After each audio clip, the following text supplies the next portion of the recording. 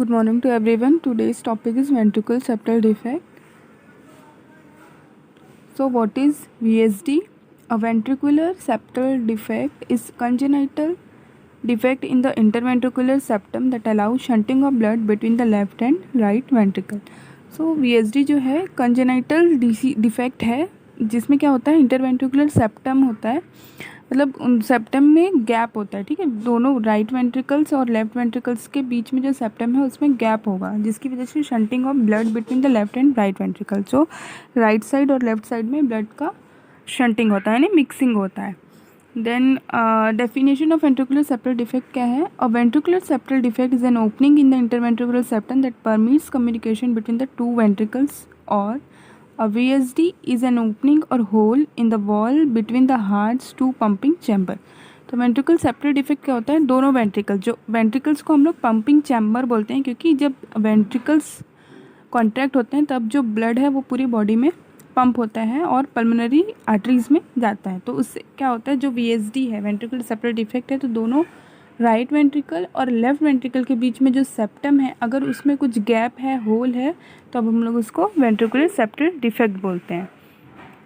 Then you can see this is ventricular septal defect. Right ventricle और left ventricles के बीच में एक सेप्टम है, ठीक है, गैप है, उसको हम लोग वेंट्रिकल सेप्टल डिफेक्ट VSD बोलते हैं. देन कॉज क्या है? Before a baby is born the right and left ventricle of its heart are not separate.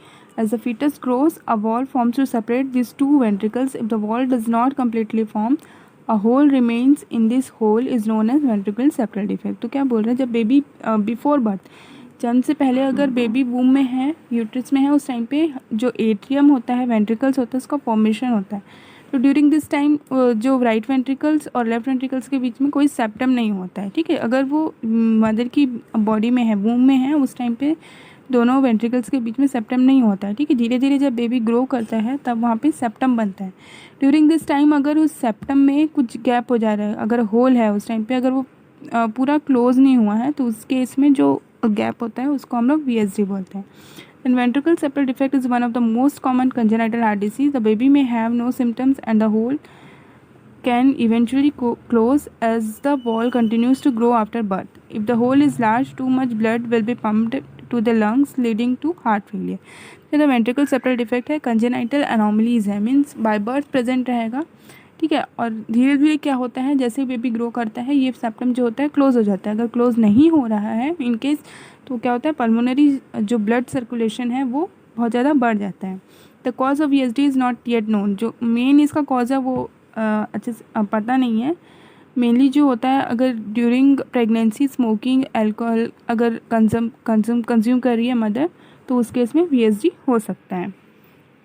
Then now types of VSD. तो फर्स्ट है सुप्राक्रिस्टल, सेकेंड है membranous VSD and muscular VSD. तो सुप्राक्रिस्टल VSD जो होता है ये लेफ्ट वेंट्रिकल से जब अयोटा में ब्लड पंप होता है तो वहाँ पर जो ऊपर की तरफ जो अगर VSD प्रेजेंट है, right ventricles and left ventricles के बीच में अगर VSD प्रेजेंट है तो अब हम उसको सुप्राक्रिस्टल VSD बोलते हैं. ये है सुप्राक्रिस्टल VSD. मेम्ब्रेनियस VSD कहते हैं तो most common type of originate inferior to the crystal supra ventricle. दोनों वेंट्रिकल्स हैं, राइट वेंट्रिकल्स है, लेफ्ट वेंट्रिकल्स हैं, इनके ऊपर के साइड में अगर कोई VSD प्रेजेंट है तब हम लोग उसको प्री मेम्ब्रेनियस या मेम्ब्रेनियस VSD बोलते हैं. मस्कुलर VSD क्या है? Occur in the mid to apical intraventricular septum. तो नीचे की तरफ ये जो छोटे छोटे हैं VSD, अगर राइट वेंट्रिकल और लेफ्ट वेंट्रिकल्स के बीच में होल है तब उसको हम लोग मस्कुलर VSD बोलते हैं. देन क्लिनिकल प्रेजेंटेशन क्या होगा? Sign and symptoms vary with the size of the defect. जितना छोटा साइज रहेगा तो एसिम्प्टोमेटिक रहेगा, अगर बड़ा रहेगा तो सिम्टम्स अपीयर होंगे. तो शॉर्टनेस ऑफ ब्रीथ रहता है वाइल फीडिंग. अगर बेबी को हम लोग फीड करा रहे हैं, ब्रेस्ट फीडिंग करा रहे हैं, उस टाइम पे शॉर्टनेस ऑफ ब्रीथ रहेगा. पुअर ग्रोथ रहेगा, प्रॉपर बॉडी का ग्रोथ नहीं हो पाएगा, वेट उनका इंक्रीज़ नहीं होगा, हाइट इंक्रीज़ नहीं होगा. Then failure to gain weight, ठीक है, वेट गेन नहीं कर पाएंगे. पाउंडिंग हार्ट रहेगा, हार्ट बीट जो रहता है वो बहुत ज़्यादा स्पीड से रहेगा. Then frequent respiratory tract infection.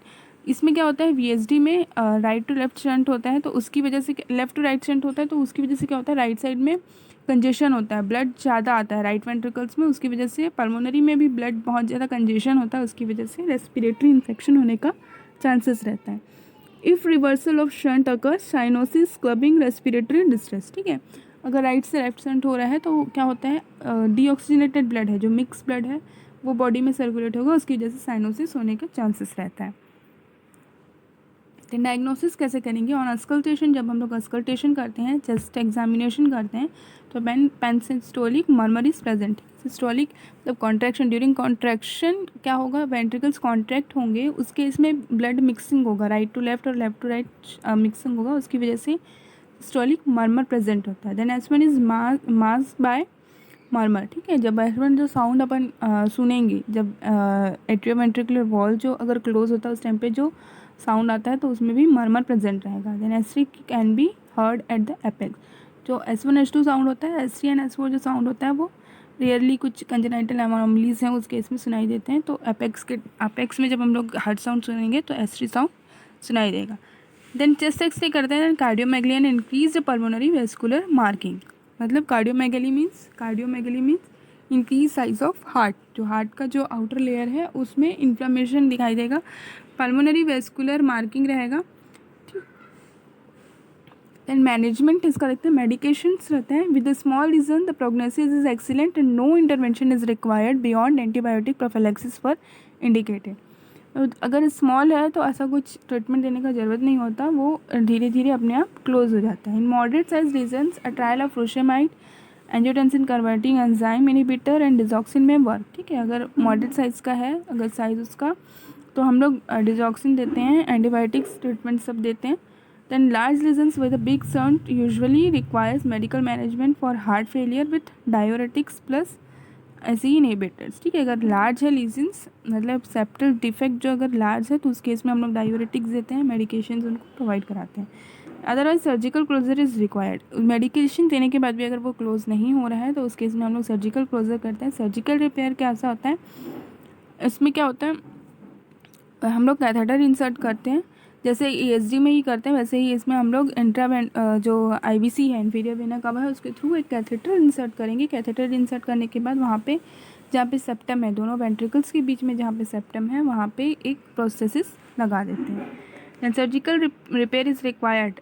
सब हम लोग कब सर्जरी करेंगे? There is uncontrolled heart failure, अगर हार्ट फेलियर है इंक्लूडिंग पुअर ग्रोथ उसका अच्छे से नहीं हो पा रहा है, the pulmonary artery pressure is raised, then repair may be considered before the first birthday.